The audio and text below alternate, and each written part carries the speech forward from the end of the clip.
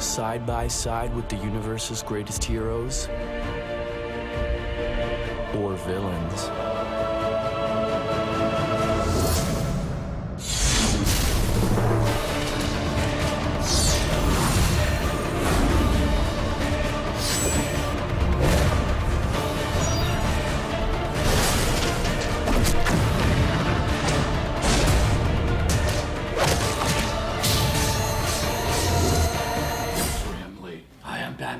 I'm Wonder Woman. And I'm a Superman impersonator. So today we're going to be talking about DC Universe Online, an MMO that everyone's all excited about. Well, this is actually not the first MMO with superheroes. There was City of Heroes, there was City of Villains, and Champions Online. But this is the first time that has the DC franchise on it. And what happens in this game, it's in the future.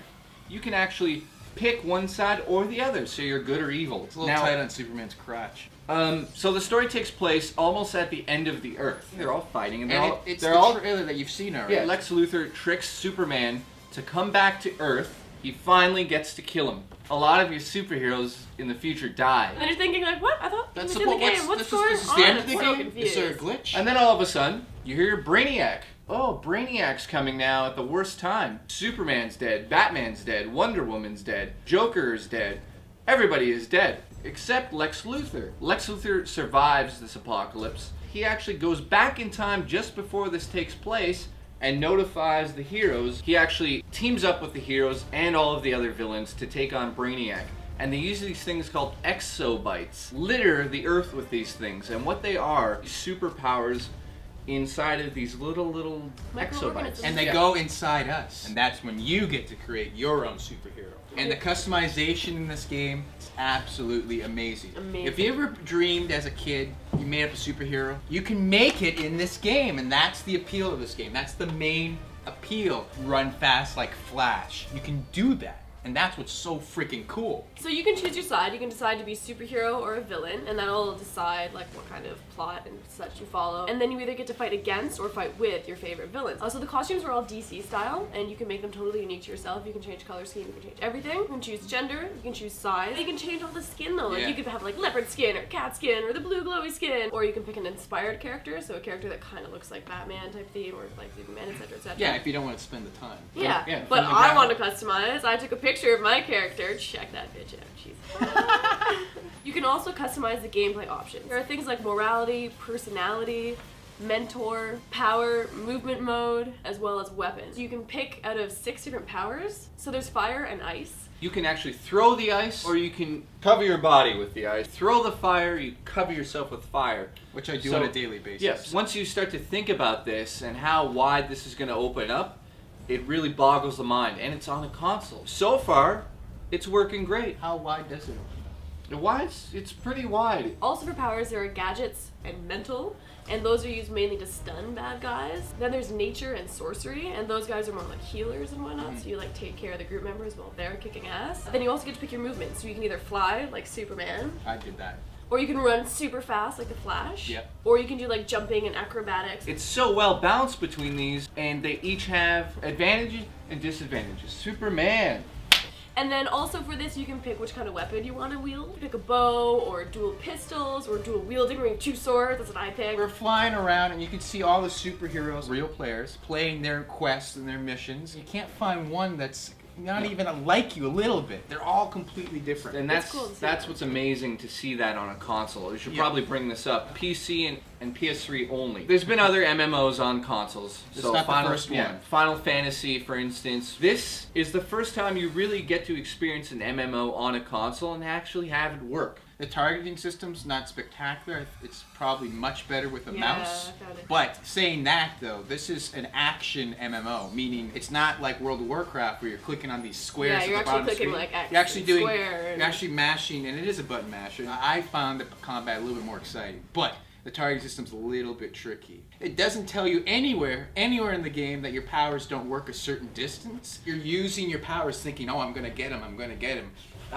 nothing's working and you drained all your colors. There's a lot that it leaves out. Yeah. And you have to just figure gotta it out. learn, yeah, You trial gotta and run error. around and That's figure what, it out. that's what sucks. My main complaint about the whole entire game is the menu system. It looks nice and sleek. It's kind of laggy and slow to get through and where you want to go, and especially finding where to go, the next quest. I found it very confusing. Yeah, you get used to it after a while, but at first it's not intuitive really No, at all. a PvP, player versus player, and you have to like wait your turn to go. A little confusing. A little? Well, a lot. I'd say the learning curve on this is very long. Wait. 3 hours. I found that WoW though is way more easier. You know what's spectacular? Using different weapons, you can change the color of your costume anytime you want while you're playing. So surprisingly, the graphics in this are very sharp, considering the fact that you have so many people running around you and it's in real time. My number one complaint with the game is you got 20 people around you and sometimes the combat gets a little 10 frames per second. The only other thing is you get pop in and out on some of the textures. The clouds look good, the city looks good, and it's cool because you can see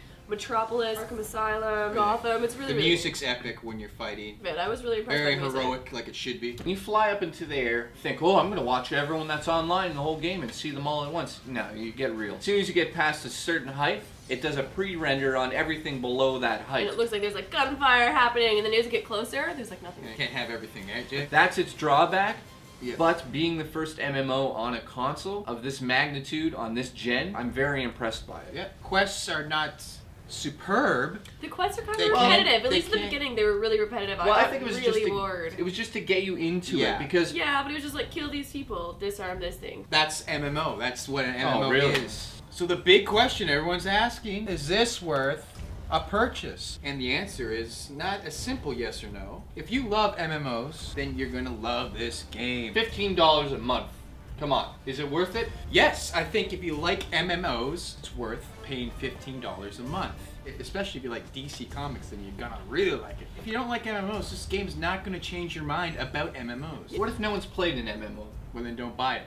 Cool. Now, Kat. I think like graphically it's neat. I like the characters. I like the customization. The storyline is decent, but overall I'm not a huge fan of MMOs in general. And this one, at least at the beginning, I found that a lot of the missions were really repetitive. The menus to be very nice, very user-friendly. They weren't intuitive at all. I'm just way too impatient to play this kind of game. Try it at a friend's house. Try it or wait for our other videos to clarify how good or how bad this is going to be once they start updating and changing a lot of things in this game. Maybe in a couple months, there'll be some crazy content in it that even I will be like, oh my god, Yeah. I gotta play this game. If someone did put a gun to my head and said, Mike, I want a goddamn score, I would give this an 8.5. This is probably going to change in the months to come. They're going to make some major updates and fix some glitches probably. But we're going to revisit this and explore more and play more of this game. Kat said it was repetitive, and some quests are repetitive, but I had fun from the get-go on this. Even the simple quests. I still think it's a fun game. Jay, you're half Italian, half Dutch. You got a PS3.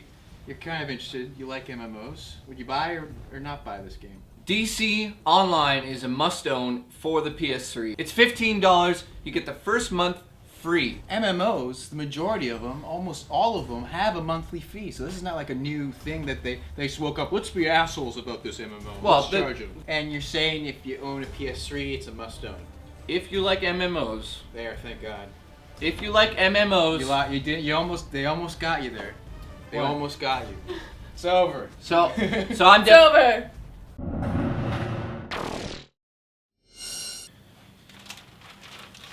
Oh, Hi. Batman. What are you doing later? Thinking about going to 3kb.ca. Well, I'm not thinking, I'm going. 3K.ca.